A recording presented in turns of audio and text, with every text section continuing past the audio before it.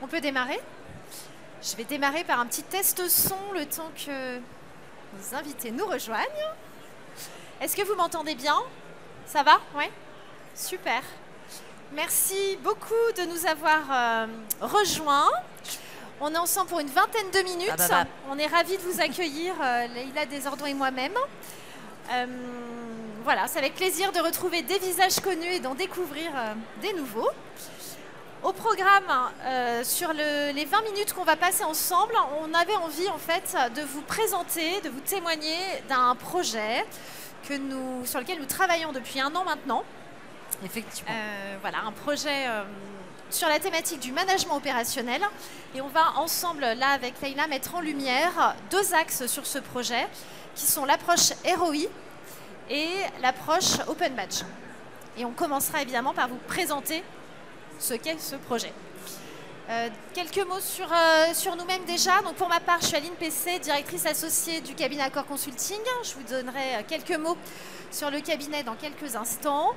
Et j'ai le plaisir d'être accompagnée par Leïla. Je t'invite à te présenter. Merci déjà à Accor de m'avoir proposé d'intervenir et de témoigner aujourd'hui sur un très beau projet.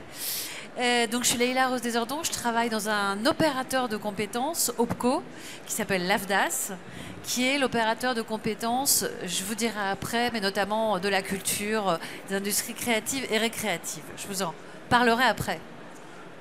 Ah ben, je vous en parle maintenant.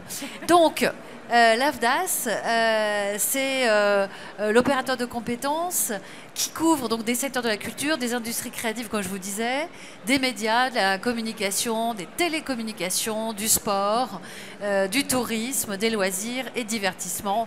En tout, donc 31 branches professionnelles.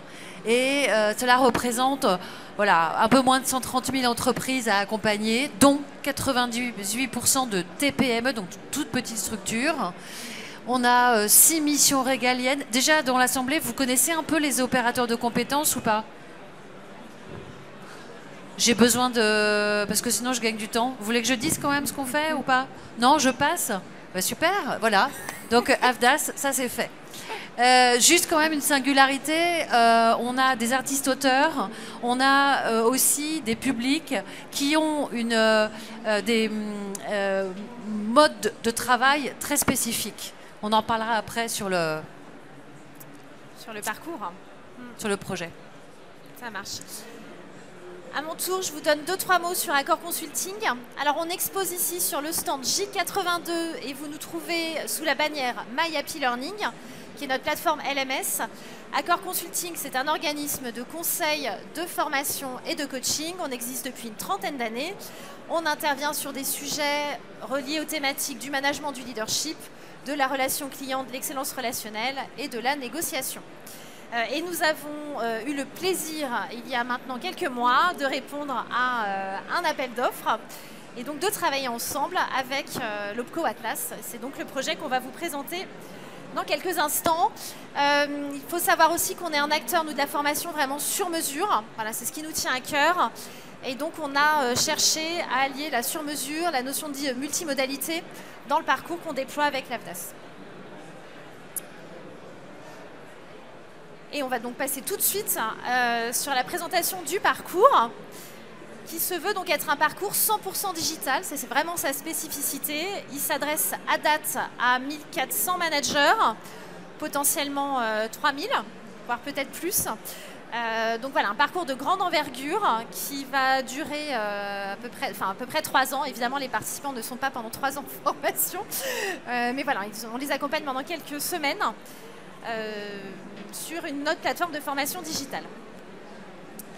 Alors, je vais vous parler de l'origine du besoin et pourquoi on a créé ce parcours. Tout à l'heure dans la présentation, je vous ai parlé de l'AFDAS, je ne vous ai pas dit ce que je faisais. Donc en fait, moi, je m'occupe d'accompagner les branches professionnelles avec une équipe de chefs de projet seniors en ingénierie de formation et innovation. Et donc, on accompagne des branches professionnelles à la mise en œuvre de projets de formation sur mesure. Et c'est bien la raison pour laquelle on a travaillé sur ce projet. Le projet, fin 2022, 6 branches professionnelles de l'AFDAS, 6 secteurs qui sont indiqués ici. OT, c'est organisme de tourisme. C'est toutes les offices de tourisme que vous trouvez dans les villes. HPA, hôtellerie de plein air, soit les campings. Loisirs, c'est tous les parcs de loisirs, type Disney, parc Astérix. Casino, ça je vous explique pas. Cinéma et alors exploitation cinématographique, c'est pas le tournage de films en tant que tel, ce sont les salles de cinéma, exploitation cinématographique et le spectacle vivant. Nous ont sollicité à l'AFDAS, ont sollicité mon service pour demander que nous créions une formation au management 100% à distance pour faire en sorte qu'on professionnalise les managers à devenir des managers de demain. C'était la demande. Donc, nous avons détricoté progressivement et interrogé le besoin pour savoir ce que ça voulait dire qu'un manager de demain. Au total, on a vu que qu'est-ce que ça voulait dire le manager de demain, c'était faire évoluer, donc les enjeux c'était faire évoluer les pratiques managériales au sein de ces 6 branches professionnelles pour mieux encadrer les équipes opérationnelles et surtout fidéliser. On voit qu'il y a des problèmes de rétention de personnes, des problèmes de recrutement aussi, d'attractivité incidemment. Et puis, c'était aussi répondre aux demandes d'outillage. Les managers se trouvaient un peu dépourvus en termes d'outillage. Il y avait des choses qu'ils ne savaient pas forcément faire ou comment s'y prendre. Tous n'avaient pas forcément été formés puisqu'il y avait beaucoup qui venaient du terrain et qui étaient devenus managers. Voilà. Donc, on a travaillé sur ces enjeux et puis favoriser les mobilités intersectorielles. Et c'est pour ça qu'on a travaillé sur un open badge qui sera présenté après. Juste une chose très importante, c'est pourquoi ces 6 branches professionnelles nous ont sollicité et ont demandé à travailler ensemble de façon convergente. C'est parce qu'elles ont des points communs qui sont que, 1, elles accueillent toutes du public d'une façon ou d'une autre et elles ont des rythmes d'activité très spécifiques. Je pense à la saisonnalité, je pense aux intermittents du spectacle, voilà, notamment ces publics-là. Donc ils avaient des points communs et c'est pour ça qu'ils ont uni leurs forces pour qu'on puisse travailler sur ce projet. Merci Leïla. Et on a le logo du ministère du Travail en bas à droite. Est-ce que tu peux nous en dire un mot? Je peux vous en dire un mot. Pourquoi il y a le logo, effectivement? Il représente l'EDEC, qui est l'étude développement emploi compétences, qui nous a permis de cofinancer l'ingénierie du dispositif à 50%, donc c'est vraiment non négligeable. Grâce à cet EDEC, l'EDEC Grands événements culturels et sportifs, on a pu cofinancer ce projet puisque, encore une fois, la question d'accueillir du public dans un contexte de grand événement est un élément, un enjeu extrêmement important. Merci. Alors, ce que je vous propose, c'est de découvrir le parcours en images avec une vidéo teaser montée conjointement par les équipes marketing, communication côté AFDAS et Accor Consulting. Ça, vous verrez de quoi il s'agit. Vous êtes manager opérationnel au sein d'un organisme de tourisme, d'un cinéma, d'un casino, d'un camping, d'un établissement du spectacle vivant, d'un espace de loisirs, d'attractions culturelles. Nous vous proposons de parfaire vos compétences en management opérationnel pour accompagner encore mieux vos collaborateurs et ainsi œuvrer à l'excellence de la qualité d'accueil de vos clients, visiteurs, vacanciers ou encore spectateurs. Vos 6 branches professionnelles se sont réunies pour concevoir, accompagnés de l'AFDAS et de leur partenaire formation Accor Consulting, un dispositif de formation 100% digital. Manager opérationnel. Adapter son management pour accompagner, impliquer et fidéliser son équipe. Au programme, 5 blocs thématiques. La posture d'encadrant, se connaître et s'adapter. L'animation de son équipe, communiquer et fédérer. Les compétences de ses collaborateurs, les développer et les valoriser. La stratégie de sa structure, y contribuer et la déployer. L'activité de son équipe, l'organiser, la piloter et la restituer. 100% pris en charge dans le cadre du cofinancement par l'EDEC Grands. Voilà, j'arrête là par rapport au timing, mais vous avez vu ici un aperçu.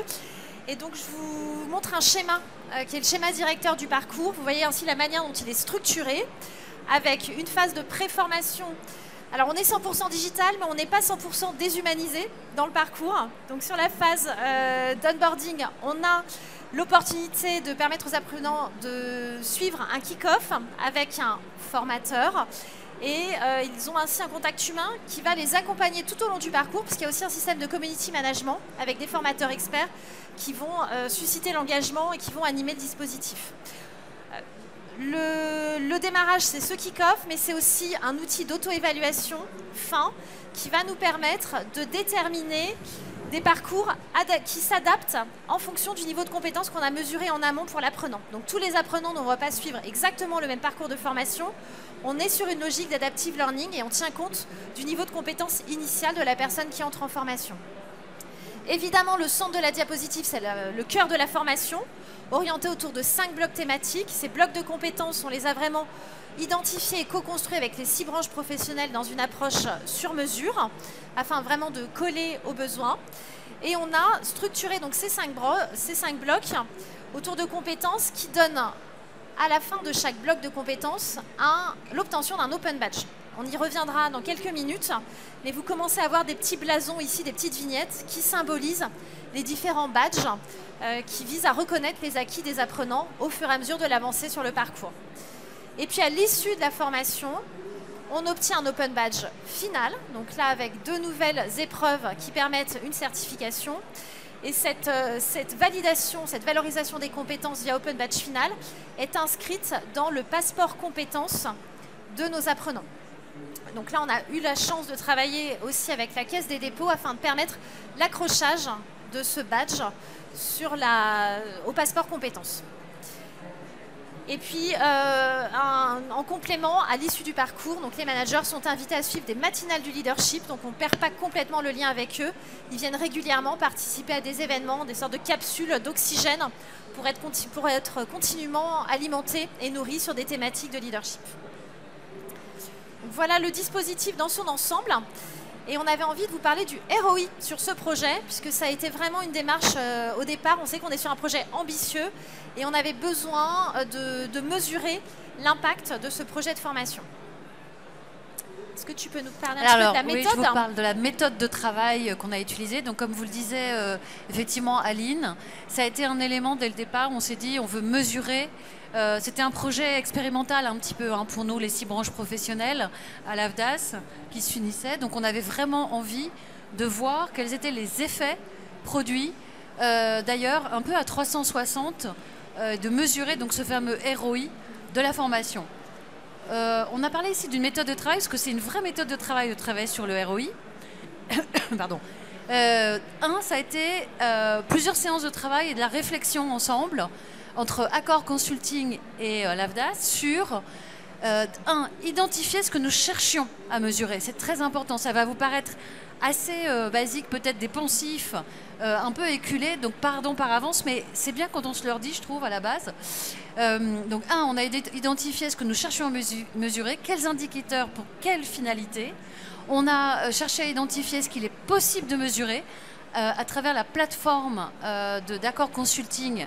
Est-ce qu'il y avait des datas qui remontaient, d'autres pas? Donc ça ne servait à rien de faire des rêves sur la comète si jamais ce n'était pas possible de les remonter. Voir aussi dans quelle mesure Accor pouvait finalement aller chercher ces datas si initialement il ne pouvait pas. Il y a eu beaucoup de souplesse d'ailleurs de votre part. Donc on est allé sur des éléments à la fois quantitatifs et qualitatifs, c'est très important aussi. Il n'y a pas que les éléments chiffrés qui comptent dans un ROI, il y a tous les éléments qui sont plus subtils, on va dire, des éléments plus comportementaux. On détermine les périodicités aussi des rapports qui sont produits par Accor. Au début, c'était très rapproché parce qu'on voulait suivre le ROI à peu de distance et progressivement, on a écourté. Enfin, on a fait preuve d'agilité et de souplesse pour permettre de modifier les indicateurs dans le temps si nécessaire. On n'est pas obligé d'avoir toujours les mêmes indicateurs. Il y en a des clés, mais ils peuvent évoluer dans le temps. On s'est autorisé ça. On a travaillé sur le fait de permettre de faire évoluer la périodicité des rapports que Accor nous envoyait. Et enfin, on a fait des rendez-vous réguliers pour voir si ces indicateurs continuaient à fonctionner, comment ça marchait, est-ce qu'il y avait des choses qu'on devait arrêter et d'autres qu'on devait aller chercher. Voilà. Je te laisse. Voilà, résultat. Est-ce qu'on est sur le orange? Ce qu'on est capable de mesurer aujourd'hui. On s'attache à l'attractivité de notre parcours. Là, donc le parcours, on l'a lancé fin septembre. Donc ça fait 4 mois de recul pour l'instant. Donc à 4 mois, on a aujourd'hui 1411 demandes d'inscription de managers. Donc on est nous-mêmes assez ébahis par le succès qu'on a pu rencontrer sur le parcours. On fait aussi des points réguliers sur les résultats des campagnes promotionnelles, des suivis, où là on a vraiment nos 2 équipes marketing qui travaillent conjointement, marketing communication, pour repérer les vecteurs d'inscription. Donc ça c'est aussi un point clé.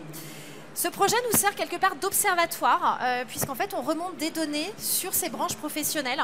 Je me suis amusée à faire un petit calcul, vous voyez le 4914.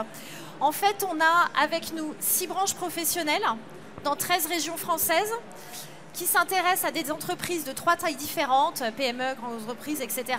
On va suivre 3 types de contrats professionnels, CDI, CDD, les saisonniers, et on va suivre 7 niveaux d'ancienneté de nos managers, de la prise de fonction à des managers plus anciens dans le poste, ce qui fait qu'on se retrouve avec 4914 cas possibles de managers. Donc tout ça, vous imaginez que c'est une foule de data voilà, impressionnante, et il a fallu qu'on se dimensionne et qu'on repère comment on allait s'organiser pour suivre autant de données en un clic, ou presque. Voilà. En complément de ces infos de marché et d'observation, évidemment, on suit les résultats du parcours de formation en lui-même. Et là, on va mesurer la montée en compétences. J'insistais au démarrage tout à l'heure de la présentation sur l'évaluation des acquis amont, ce qui nous permet de mesurer les évolutions de compétences, puisqu'à la fin des parcours, on passe des badges avec aussi des systèmes de validation des compétences. Et donc, on peut mesurer les écarts. Donc, vous avez en bleu, là, par exemple, les évaluations initiales, et en vert, les évaluations finales pour les personnes qu'on a pu certifier. Donc on peut suivre les progressions par bloc de compétences.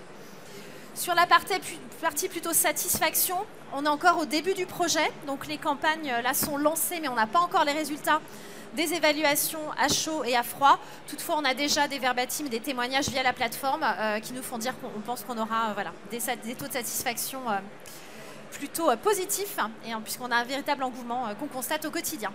Voilà sur cette partie ROI. Nous sommes dans le rouge, il reste 5 minutes sur les Open Badges.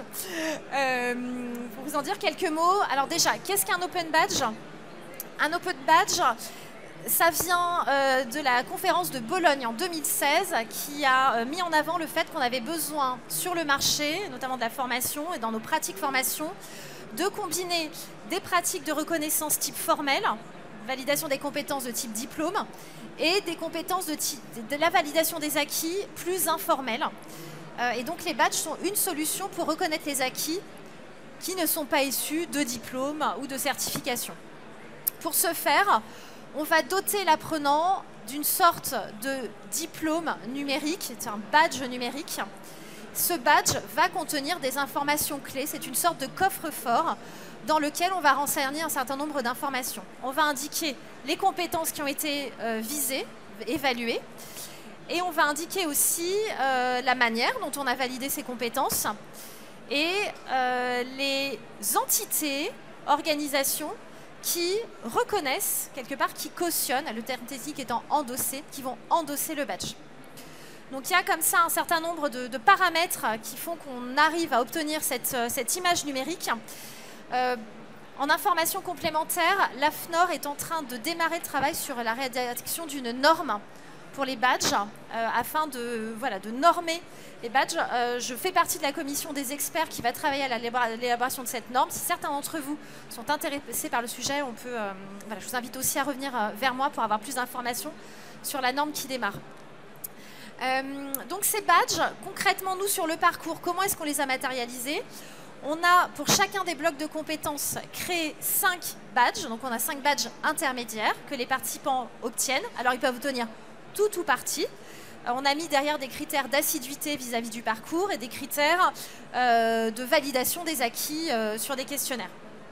Et puis, une fois qu'ils ont obtenu ces 5 badges intermédiaires, ils sont invités à passer des épreuves complémentaires qui leur permettent d'obtenir un Open Badge final. Open Badge final qui est reconnu par la Caisse des dépôts et donc qui est enregistré sur le passeport compétences des apprenants qui vont l'obtenir. Donc les badges finaux on est sur des, les badges intermédiaires, on est sur des systèmes classiques d'open badge qu'on va retrouver sur différentes plateformes. En revanche, le badge final, on est la deuxième entité après les Jeux Olympiques, là.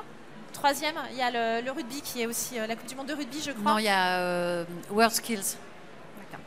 Donc les JO, World Skills et nous. Avdas Accor sur ce badge inscrit au passeport compétences. Qu'on a aligné d'ailleurs avec le référentiel de France Travail, le ROM 4.0. On a travaillé avec les équipes de France Travail pour que les compétences qu'on vise soient vraiment en adéquation avec ce référentiel.